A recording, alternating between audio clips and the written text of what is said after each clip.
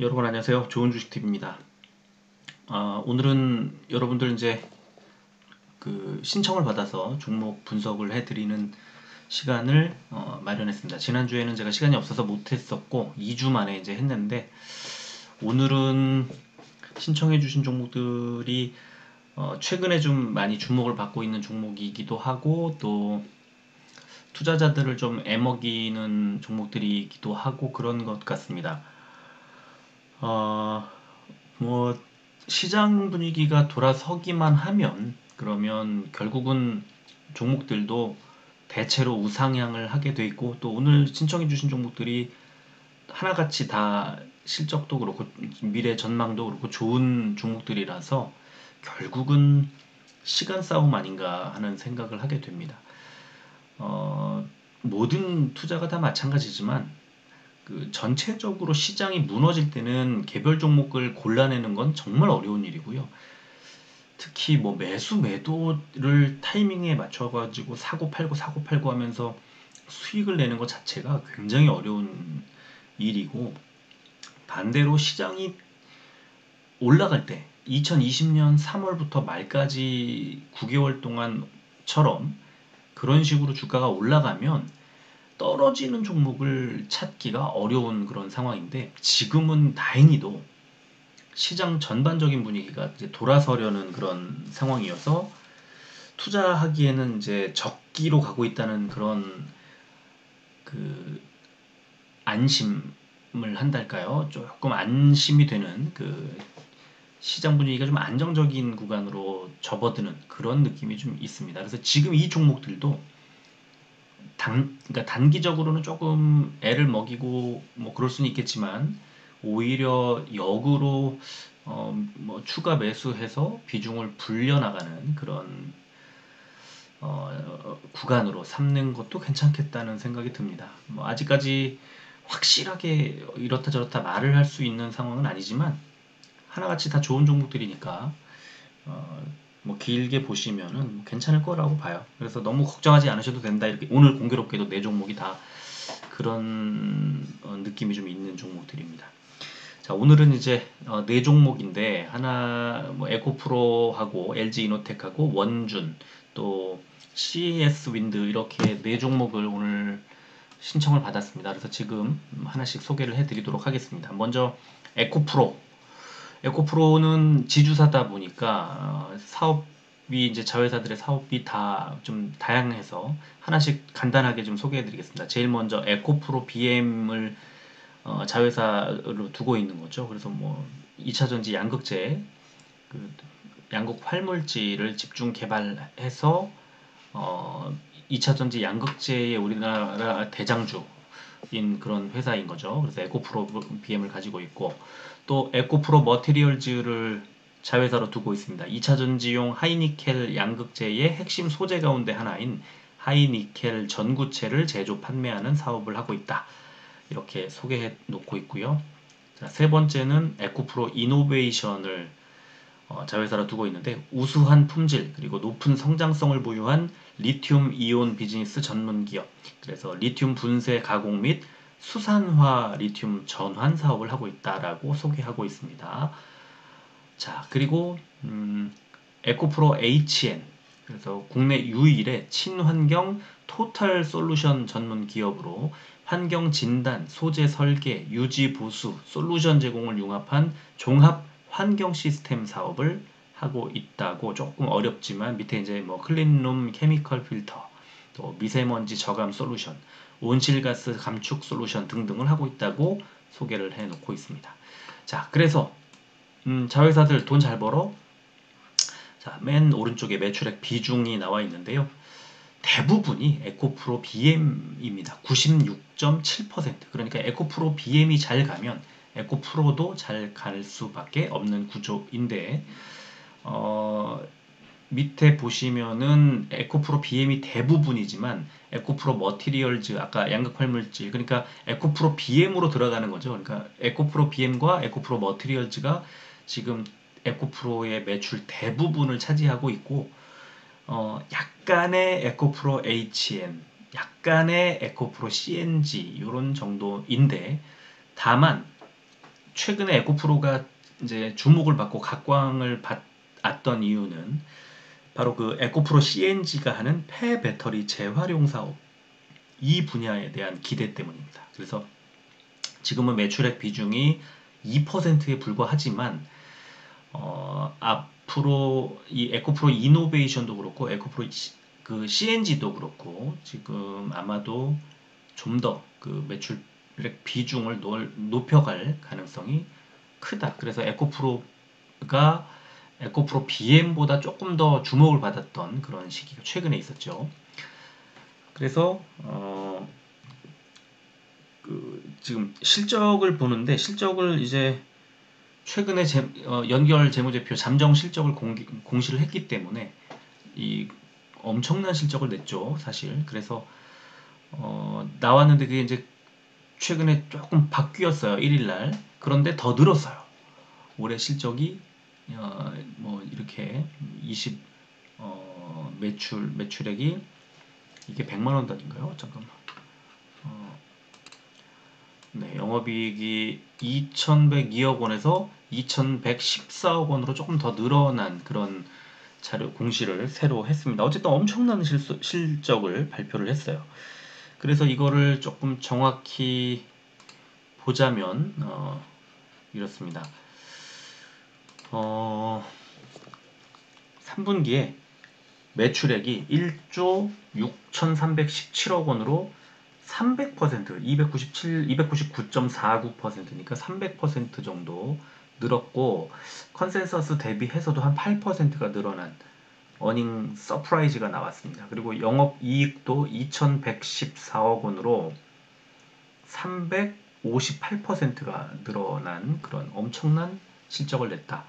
자, 그래서 연간으로 봐도 올해 매출액이 작년에 1조 5천억이었는데 올해 5조 2,800억, 251% 늘어나는 그런 상황이고 영업이익도 작년에 865억이었는데 올해 5,469억, 532%나 늘었습니다. 이제 여기서 이제 문제라고 하긴 좀 그렇지만 이제 내년에 45%, 7조 6천억, 내후년에 9조 9천억, 29%.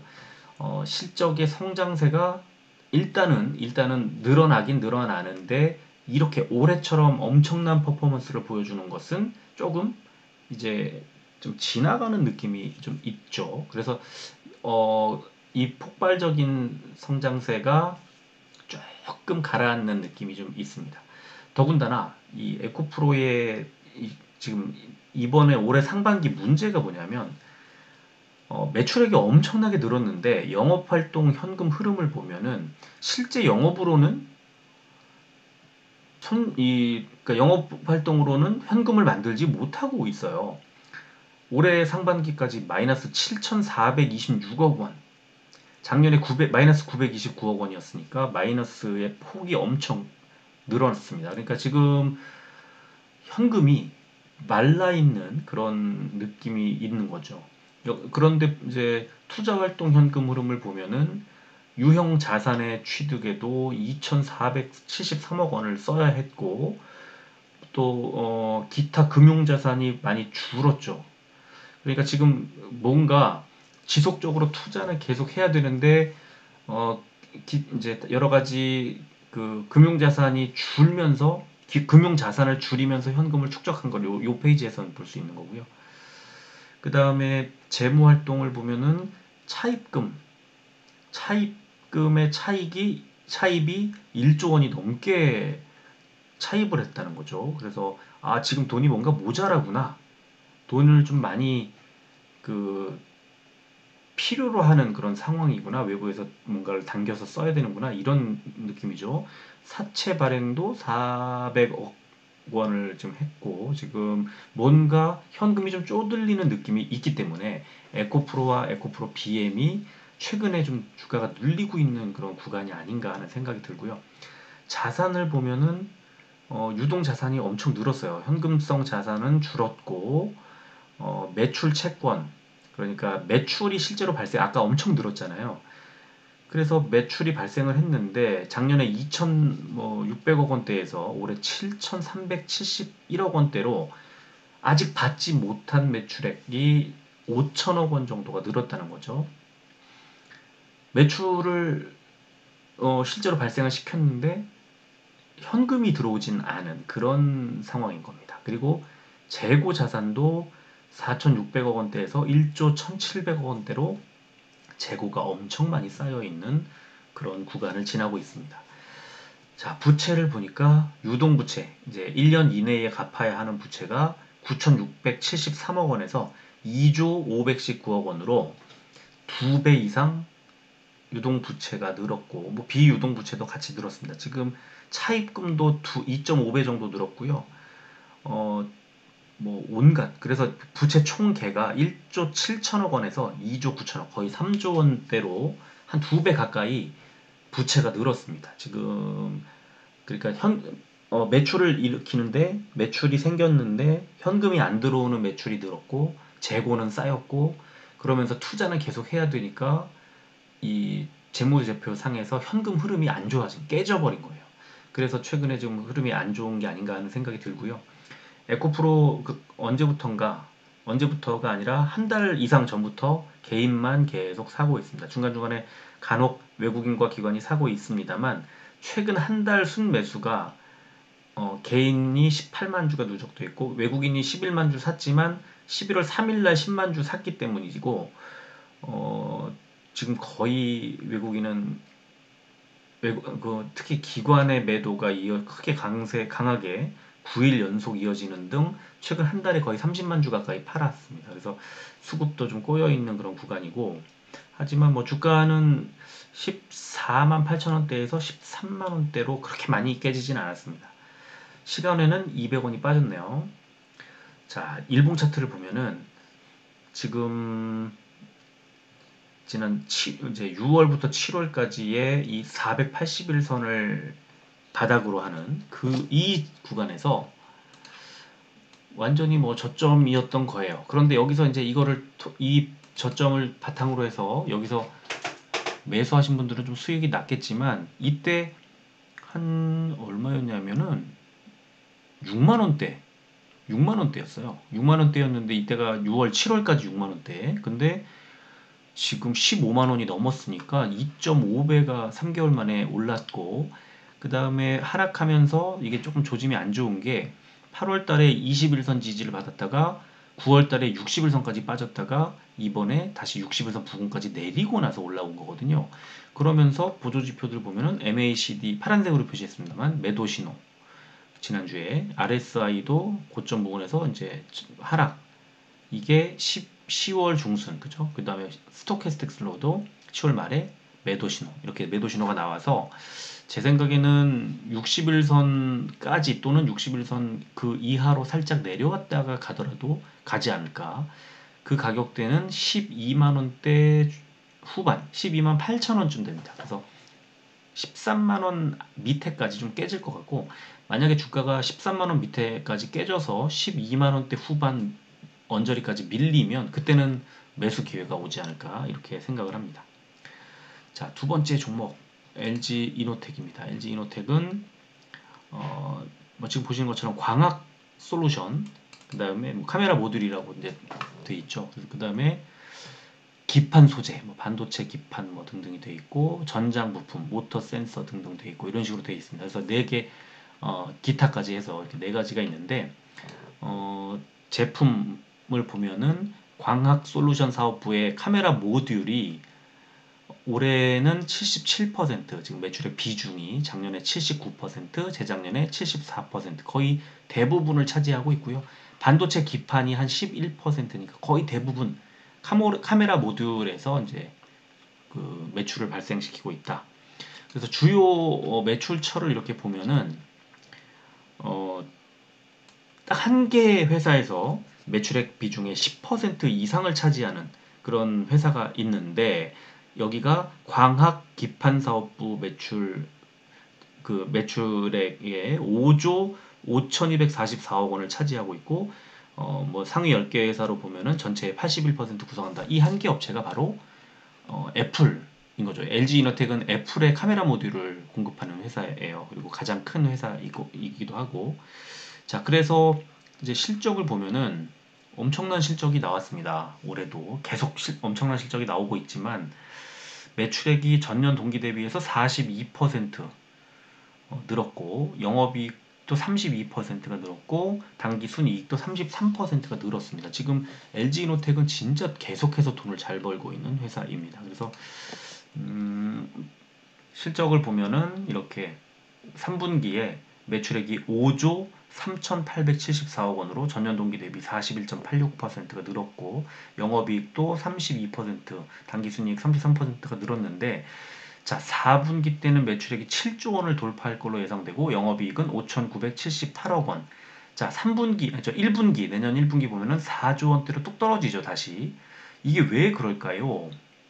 애플이 신제품을 출시하는 시기에 맞춰서 이 LG이노텍의 그 매출도 같이 느는 게 아닌가 하는 생각이 듭니다.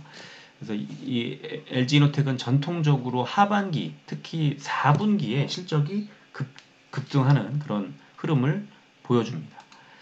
자, 그래서 연간으로 실적을 보면은 올해 매출액이 20조 원을 돌파할 것으로 예상이 됩니다. 작년에 1조 4천억 원, 재작년에 아니죠. 작년에 14조 9천억 원, 재작년에 9조 5천억 원이었는데 2년 만에 2배 이상 매출이 늘어나고 내년에는 21조 8천억 원대, 내후년에는 23조 7천억 원대로 꾸준히 성장할 걸로 예상되고 영업이익도 올해 1조 7천억 원, 내년에 1조 8,300억 원, 내후년에 2조 원을 돌파할 걸로 예상이 됩니다. 자, 아까 에코프로 현금 흐름이 좀 깨졌다 말씀을 드렸는데 LG이노텍은 반대입니다. 영업활동으로 인한 현금 흐름이 7,186억 원이 남았고요. 작년에 4,071억 원의 2배쯤 되는데 영업으로부터 창출된 현금 흐름이 9,817억, 거의 1조 원에 육박합니다. 작년에 2배. 그 이자 뭐 내고 이런 거 법인세 납부하고 이런 것들 때문에 총 7,186억 원을 남긴 거죠. 그래서 투자 활동을 보니까 투자도 9,195억 원이나 하는 엄청나게 투자를 늘려가고 있는데 뭐를 했나 보니까 유형 자산 취득 보시면 거의 9천억 원을 유형 자산을 이제 뭐 공장이든 설비든 늘렸습니다. 뭔가 활발하게 움직이고 있다는 거죠. 자, 수급을 보니까 최근 한 달간 개인만 계속 사고 있습니다. 아, 개인만 사고 있구나. 외국인 기관이 팔고 있구나. 왜 그럴까? 최근에 외국인이 계속 팔고 있네요. 뭐 저도 이유는 잘 모르겠습니다만, 일단 그 29만 원대, 30만 원을 돌파하기 바로 직전에 또 밀렸네요. 지금 주가를 보면은.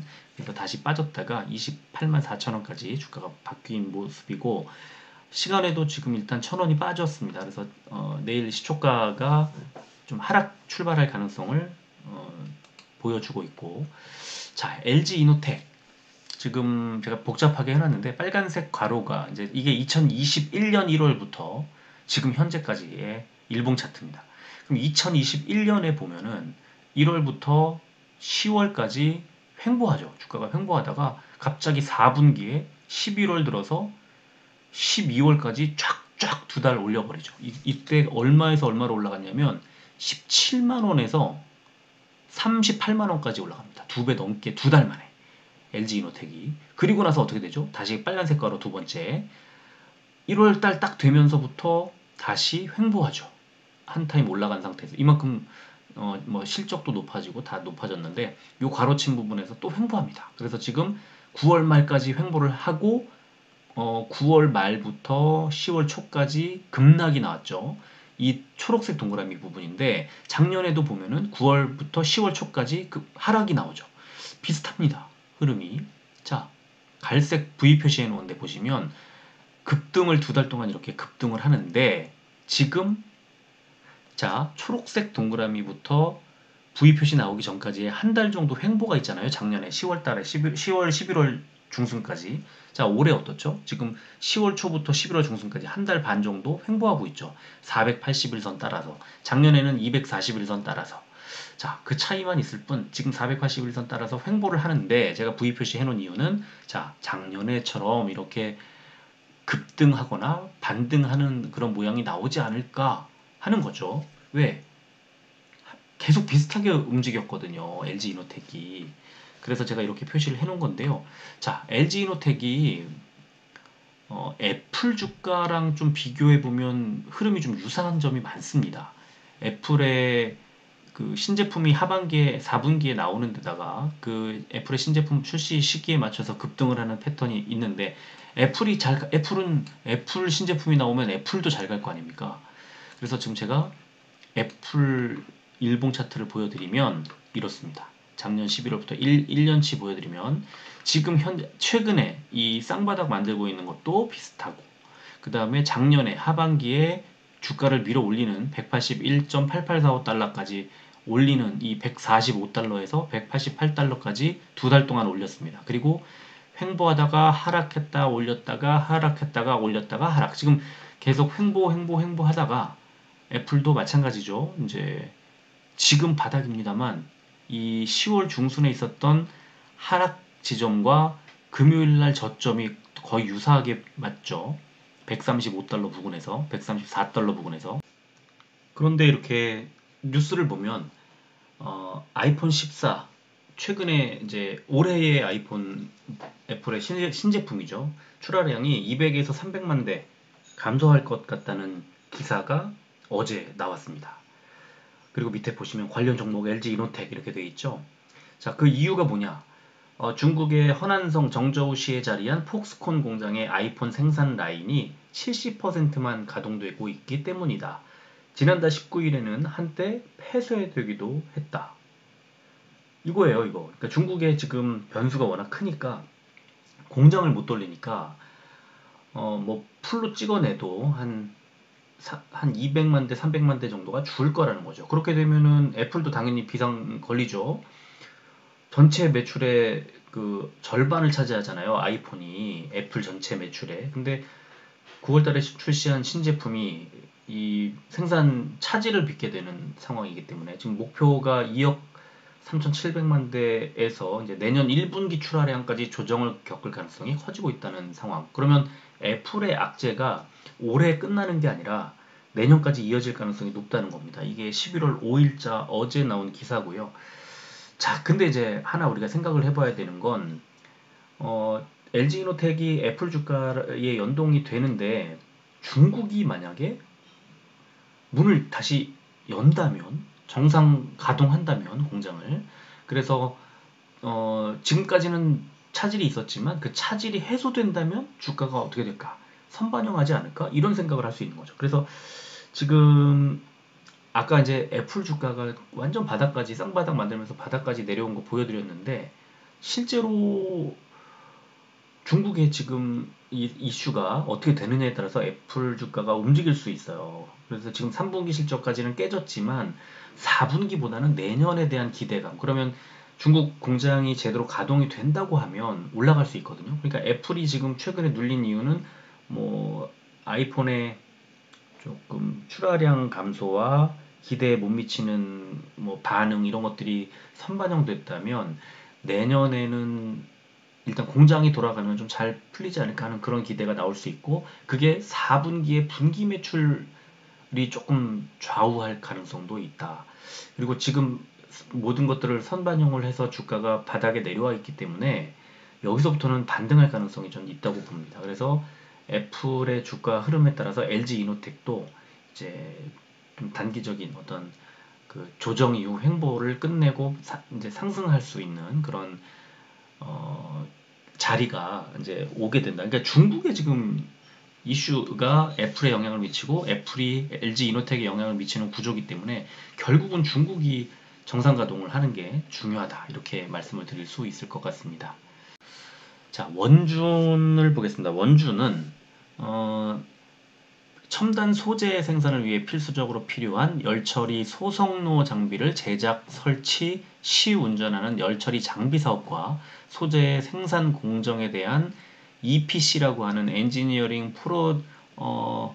프로큐어먼트 컨스트럭션이라는 게 뭘까요? 이게 저도 정확히는 모르겠습니다만 어쨌든 열처리 소성로 장비 생산하는 그런 업체입니다. 이걸 왜 그러냐면 이제 요 밑에 그 뭐 2차 전지 그 구성하는 양극재와 음극재를 생산하는 소재 생산 주요 고객사에 납품하는 그러니까 2차 전지의 양극재와 음극재 생산 업체에다가 기기를 그 생산 공정과 생산 장비를 납품하는 그런 회사라고 보시면 되고요. 그래서 매출을 보면은 역시 열 처리 장비가 94.8%로 전체적으로 비중이 크게 늘고 있고, 이제 작년에 매출 그 562억 원대를 올해 반기 만에 거의 가까이 다가올 정도로 매출이 어마어마하게 늘고 있는 그런 회사입니다. 그래서 실적을 보면은 엄청나죠. 뭐 올해 지금 2분기 때는 매출액이 41억 원으로 작년보다 좀 줄었는데 영업이익도 마이너스가 났는데, 일단 1분기 때 어마어마한 실적이 나왔었기 때문에 누적으로는 작년에 162억 원을 훨씬 뛰어넘은 3배, 아직도 489억 원을 보여주고 있다. 근데 2분기 때 실적이 좋지 않았다는 거 확인할 수가 있죠. 그 다음에 현금 흐름을 보니까 영업활동으로 작년에 마이너스 65억 원 반기에, 근데 올해 170억 원을 영업활동으로 남겼고, 현금을 특히 183억 원의 영업활동으로 인한 현금을 벌어들였다는 걸 확인할 수가 있습니다. 그리고 투자 활동도 보면은 밑에 뭐 유형 자산, 무형 자산 또 이런 것들이 다 좀 늘었고, 전체적으로 투자 활동이 금융상품을 처분했군요. 그래서 100억 원이라는 돈을 금융상품 처분해서 늘려놨군요. 그러니까 이 투자를 하면서 돈을 그러니까 전체적으로 쓴 게 아니라 이 금융상품을 팔면서 돈을 크게 남기는 바람에 투자 활동으로도 현금이 좀 남는, 이거는 금융상품을 처분했다, 현금이 뭔가 필요했다, 이렇게 볼 수 있겠네요. 그래서 현금성 자산도 149억 원에서 464억 원으로 크게 늘어나 있는 상태. 전체적으로는 돈을 좀 잘 벌고 있다는 걸 알 수가 있습니다. 원주는 분기 컨센서스는 제공하지 않고 있네요. 그래서 연간으로만 보면은 올해 매출액이 1,454억 원 예상되고 257억 원의 영업이익, 내년에 2,246억 원 매출액에 영업이익 463억 원으로 폭발적으로 성장하고 있는 회사가 일단 맞습니다. 자, 그래서 재무제표 자산을 보면은, 재무상태표의 자산을 보면은 유동 자산이 1,125억 원에서 1,323억 원, 1년 이내에 현금화할 수 있는 그런 자산인 거죠. 그래서 뭐 여러 가지로 그 매출 채권도 크게 늘지 않아, 줄었네요. 오히려 줄었고, 재고도 104억에서 38억 원으로 뭐 활발하게 만들어 적적 쫙쫙 팔리고 있다고 보시면 될 것 같아요. 다른 건 뭐 비슷하고요. 부채가 좀 늘었군요. 유동부채가 418억에서 675억 원으로 늘었고, 단기 매입 채무가 조금 늘었고, 유동계약부채 늘었고, 기타 유동부채 늘었고, 전체적으로 부채가 502억 원에서 726억 원으로 200한 몇십억 정도가 늘었습니다. 그 이 부채가 좀 늘었구나 하는 걸 알 수가 있네요. 자, 그래서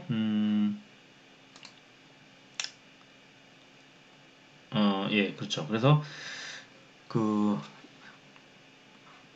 지금 원준의 가장 핫한 이슈, 수급 보자마자 알 수가 있거든요. 이 수급을 보면은 이렇게 개인 외국인 기관이 다 샀습니다. 이게 이제 장 마감하고 이렇게 바뀐 거고요. 장중에는 외국인이 많이 팔았었는데 이 외국인이 엄청 산 걸로 바뀌었습니다. 이게 뭐냐?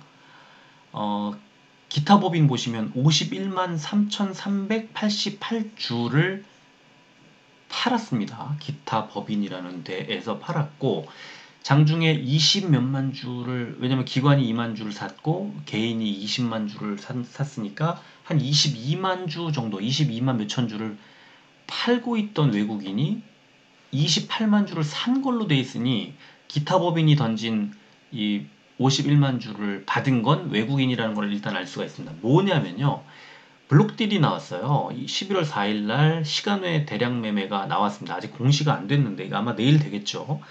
그래서 지금 이 수급 상황을 보고 이게 뭐야? 이렇게 생각하시는 분들이 상당히 많았을 겁니다. 지금 일단 기타법인이라는 곳에서 51만 3천 주를 덜어냈습니다. 자, 블록딜이라는 거 뭐죠? 블록딜?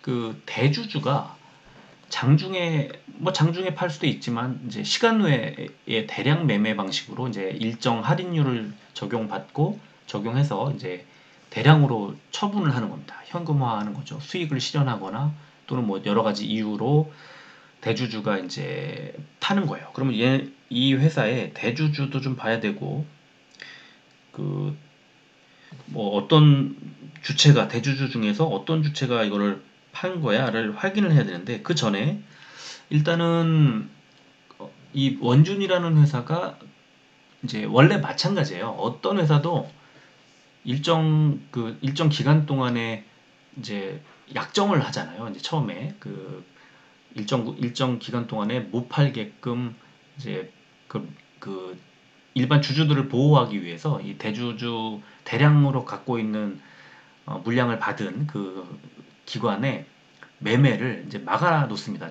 이제 초기에 어 그거를 이제 의무 보유 확약 기간 설정이라고 이제 말을 하는데, 그 의무 보유를 해야 하는 그 기간이 지나면 대량으로 이렇게 매물이 쏟아져 나올 수가 있습니다. 그래서 그게 만약에 장중에 나올 수도 있고 이제 시간 외로 나올 수도 있는데, 일단은 악재죠. 왜냐하면 대주주가 타는구나. 이 회사에 만약에 이 회사가 주가가 더 올라갈 걸로 예상을 한다면 당연히 보유하거나 물량을 늘리지 팔지 않지 않습니까? 그래서 5% 이상 보유하고 있는 회사들은 공시를 하게 돼 있죠. 대주주들은 그 어떻게 팔았는지 늘렸는지 이거를 이제 하게 돼 있는데, 최근 1년간 제가 그 5% 이상 보유하고 있는 회사들의 비중 변화를 좀 한번 살펴봤어요. 그러니까 이 블록딜 방식으로 했던. 그래서 맨 처음에 일단 그 IBK SEV 신기술 사업 투자 조합이라는 대주주가 2021년 10월에는 19.06% 95만 주를 가지고 있었는데, 작년 11월 17일 날 14.08%로 25만 주를 덜어냈습니다. 그리고 사유가 이렇게 시간 외 대량 매도, 이거 블록들이 나왔던 거죠. 단순 처분. 그 다음에 올해 1월에 포스코 기술 투자라는 또 기관에서 44만 주 8.76%를 가지고 있다가 20만 주까지 이제 20만 주를 덜어내서 24만 주까지 줄었습니다. 그러면서 비중이 4.78%, 이제 공시 안 해도 되는 5% 미만으로 뚝 떨어졌습니다. 포스코 기술 투자가 1월에. 그 다음에 이 이유도 시간 외 대량 매도 이렇게 되어 있습니다. 블록딜 났던 거죠. 자, 그 다음에 6월 3일 날 다시 아까 처음에 블록딜 나왔던 IBK SEV 신기술 사업 투자조합이 14.08%에서 9.9%로 21만 주를 또 덜어냅니다. 그리고 이유는 시간 외 대량 매도, 역시 6월에도 나왔던 거죠. 자, 그리고 6월 24일 날 타임에버 웰릭스 신기술 투자조합이라는 곳에서 11.44% 갖고 있다가 1.2%를 6만 주를 덜어냅니다. 이유는 장내 매도를 합니다. 얘네들은 시간의 대량 매매, 블록딜이 아니라 장내에서 그냥 매도, 처분을 했던 거예요. 아마 주가는 좀 빠졌겠지만 블록딜은 아니었던 거죠. 시간의 대량 매매 아니었던 거죠. 그래서 지금 현재 그러니까 이게 제가 6월 29일 것까지 보여드렸잖아요. 그리고 나서 6월 30일자로 원준의 반기 보고서가 나옵니다. 그럼 여기를 보면은 아까 포스코 있었잖아요. 근데 포스코 빠졌죠. 4점 몇 퍼센트 들고 있으니까 비중이 빠졌고, 그 다음에 5% 이상 주주가 이제 뭐 강숙자, 최대 주주 본인, 그리고 이성재, 이호은, 최대 주주의 자녀, 그리고 배우자 이렇게 돼 있죠. 그리고 타임에버 웰릭스 신기술 투자, 아까 장내 매도했던 그 곳이 51만 3,884주를 가지고 있고, IBK SEV 신기술 사업 투자 조합이 9.9% 49만 6,893주를 가지고 있었어요. 6월 30일 기준으로. 자, 그런데 이게 이제 지금 현재 11월인데 그 사이에 조금 바뀝니다. 어떻게 바뀌냐? 자, IBK SEV 신기술 사업 투자 조합이 49만 주 갖고 있다가 38만 주를 덜어냅니다. 언제? 7월 13일 날. 그래서 이제 비중이 2.33%까지 빠지면서 공시 안 해도 되는 그 조건을 갖추게 돼요. 그리고 이유가 장내 매도입니다. 이거는 38만 주가 장내에서 처분한 그런 상황. 자, 그러면 이제 IBK가 지나갔고 이제 타임에버 웰릭스 하나 남는데, 자, 문제가 아니죠. 이제 그 뒤에 7월 29일 날 또 무슨 일이 생기냐면 무상증자를 원준이 하는데, IBK SEV 신기술 사업 투자조합이 원래 2.33%에서 11만 6,807주 가지고 있었는데, 어, 무상증자 때문에 76만 5,828주가 늘면서 비중이 3.53%가 늘어요. 그래서 결국 5.86%가 됩니다. 다시 공시 대상이 됩니다. 그래서 지금 사유 보면은 무상, 신주, 취득 이렇게 돼 있어요. 자, 그러면 이제 여기까지가 이 주요 대주주들의 공시가 나온 건데, 자, 지금 어제 아까 수급에서 51만 몇천 주를 보여드렸는데, 그게 후보가 누가 덜어냈을까? 일단 아까 보여드렸던 그 대주주들 현황에서 강숙자 본인이 덜어냈을까? 이 사업을 안 할 뭐 생각인가? 그런 게 아니라면, 가족이 아니라면 타임에버 웰릭스 신기술 투자조합이 지금 51만 얼마 몇천 주를 가지고 있죠. 51만 3,884주를 가지고 있었고, IBK SEV라는 데에서 지금 88만 2천 주를 가지고 있죠. 그러니까 후보는 이 둘 중에 하나인 거예요. 아까 맨 처음에 보여드렸던 수급에 보면은 51만 3천 몇백 주를 덜어냈죠. 그러니까 제가 볼 때는 이 타임에버 웰릭스 신기술 투자 조합이 가지고 있는 물량의 전부 다를 털어내는 블록들이었거나, 아니면 IBK SEV 신기술 사업 투자 조합이 무상증자 등으로 인해서 다시 공시대상 이제 대상자로 공시대상 대주주로 이게 되다 보니까 그 중에 일부를 한, 아까 비중이 그 무상증자를 받고 나서 지금 5.86%를 가지고 있었는데, 이 중에 한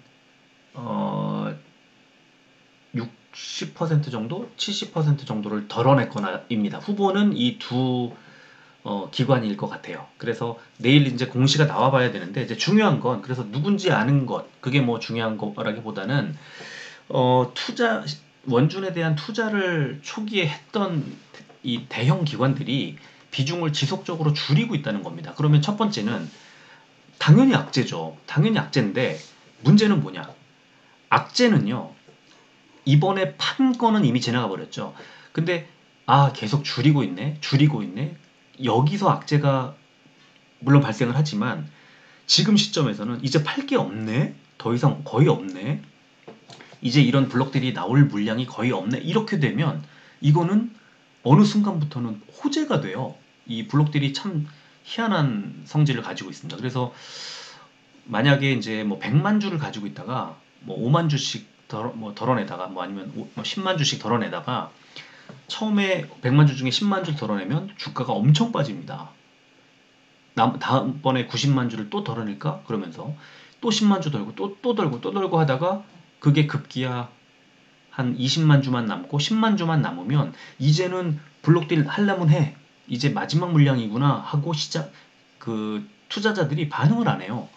그래서 지금 원준이 블록딜을 계속 지금 찾아보니까 몇 년 동안 아주 엄청 심하게 블록딜을 지금 나오고 있는 중인데, 이 블록딜 물량이 지금 이제 거의 다 나왔거든요. 제가 생각할 때는 아까 이제 두 주체가 있는데, 한쪽이 다 털었으면 이제 하나만 남은 거고, 나머지 한쪽에서 한 60% 정도를 던 거면 이제 나머지 한 40% 정도만 남았으면, 이 정도 물량을 블록들이 나온다고 무서워할까 싶은 그런 정도까지 온 것 같아요. 그래서 물론 뭐 장담할 수는 없습니다만,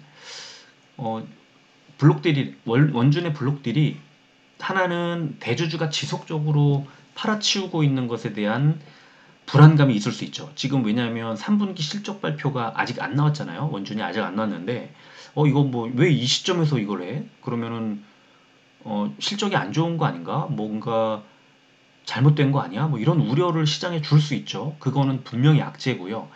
대주주가 푼 물량을 이제 외국인들이 받았는데, 그럼 외국인들은 이 11월 4일 날 21,750원이라는 주가보다 올려야 지금 받은 물량을 손해 안 볼 거 아닙니까? 그럼 주가가 올라갈 수도 있는 거예요. 그런데 때마침 어, 지금 갖고 있는 이 블록딜 물량 남아있는 것이 거의 다 나왔다는 거죠. 그러면은 이거는 이제 블록딜이 더 나올 게 없구나, 이제 거의 끝났구나 하는 그런 호재가 될 수도 있습니다. 그래서 지금 시점에서는 다음 주 월요일 날, 이제 내일 월요일 날 이게 이제 그 대주주가 꽁꽁 가지고 있던 그 물량이 시중에 풀려버리면 유통 물량이 좀 희석되는 그런 악재도 사실 좀 있거든요.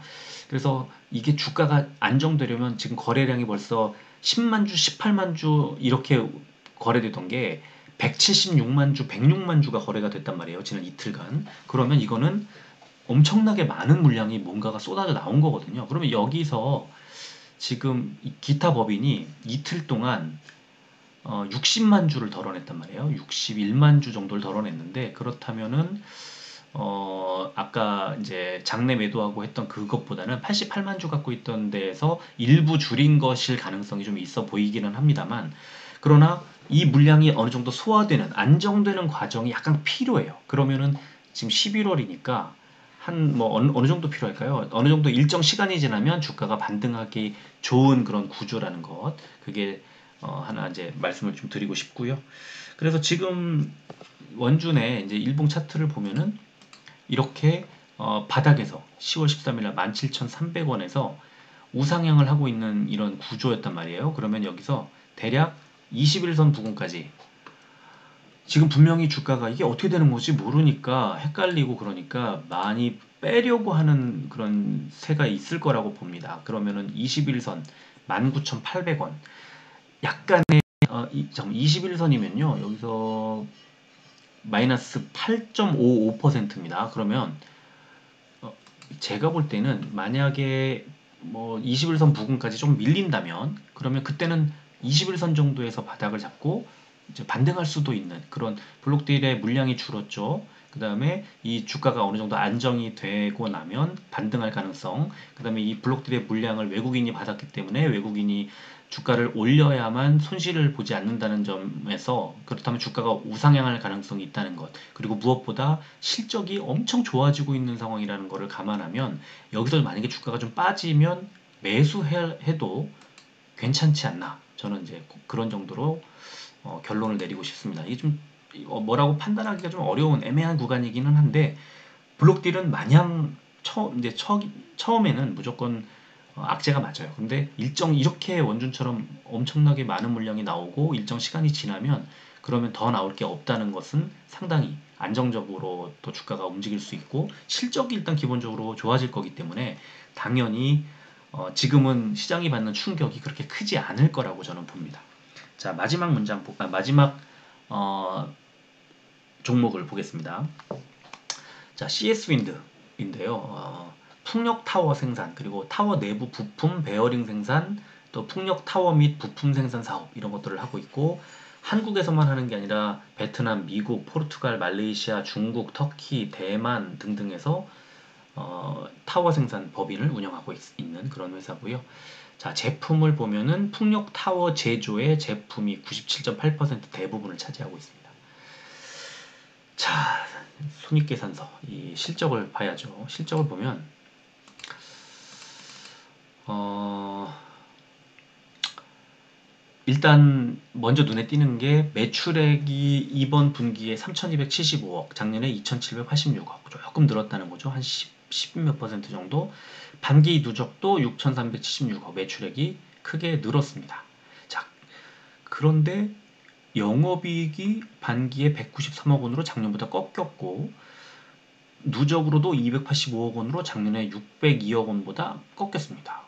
영업이익 이거는 좀 줄었네. 그러면 당기 순이익을 보니까 급기야 반기 누적으로 마이너스로 돌아섰습니다. 마이너스 4억 원의 손실이 나왔습니다. 작년에 513억 원이 흑자였는데, 그래서 CS윈드도 매출은 늘었지만 그 성격이, 매출이 늘고 나서 영업이익과 당기 순이익으로 이어지는 구간에서 상당히 손실을 입었다.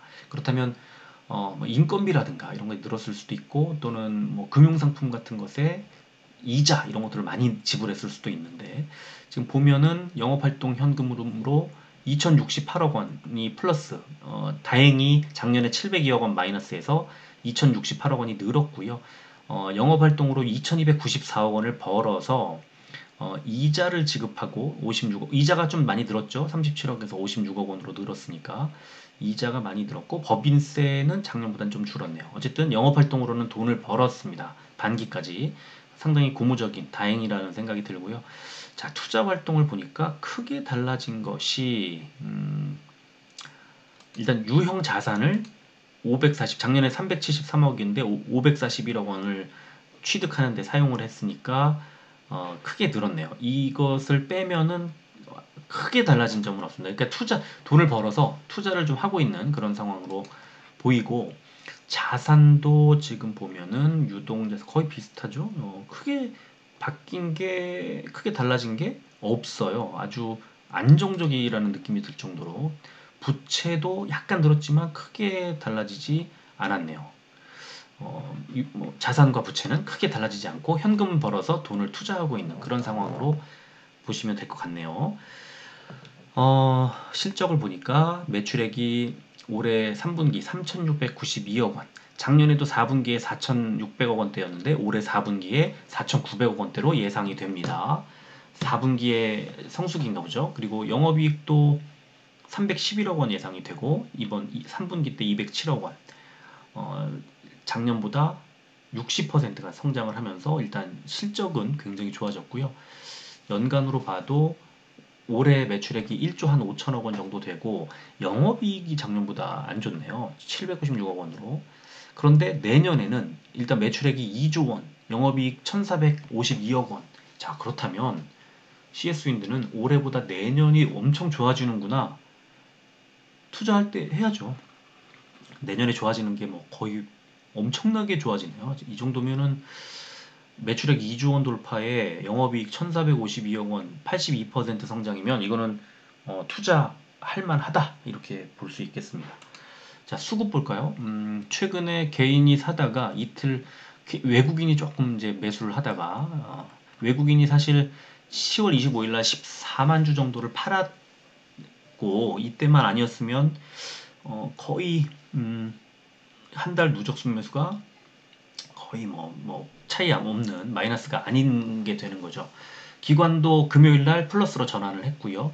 자, 이제 조금씩 수급이 바뀌는 모습이 나오고 있습니다. 62,300원까지 주가가 왔고, 시간에는 300원이 빠져서 약간 하락 출발할 가능성이 있어 보입니다. 자, 그렇다면 일봉 차트를 보니까 작년에 4분기 지나고 1분기 때 쭉 급락을 했다가 다시 3월 달에 2월 달에 쫙 올리고 3월부터 5월, 4월까지 두 달간 횡보하다가 또 쫙 빠졌다가 횡보하다가 7월, 8월 들면서 급등을 해서 8월 말까지 한 달 동안 45,000원에서 71,000원까지 올렸다가 약세를 지금 보이고 있는 구간. 그렇다면 지금 여기서 작년에 그 11, 12월 달에 어땠나 보니까 역시 횡보. 거의 비슷한 가격대에서 횡보.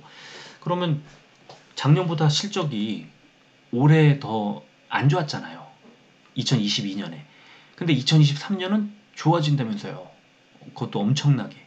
그러면 작년보다 실적이 좋지 않았던 올해니까 그냥 작년에서 올해로 넘어오는 그 가격대와 올해를 마무리하는 가격대가 결국 요동을 쳤지만 비슷하게 간 거고, 여기서 한 단계 올라가지 않겠습니까? 그러면 8월 30일 날 있었던 7만 1,000원을 깨지 않을까요? 내년도 실적 기대감이 반영되는 순간.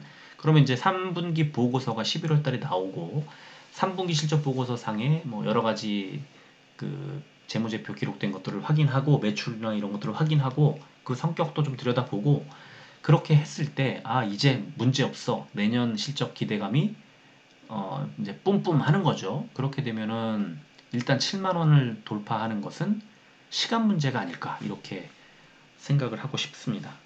뭐 이런 친환경 에너지 이런 거는 선거가 있을 때 뭐 이럴 때 굉장히 좋은데, 지금 이번 중간 선거도 그렇고 뭐 일단은 기본적으로는 내년에도 또 이제 총선, 그죠?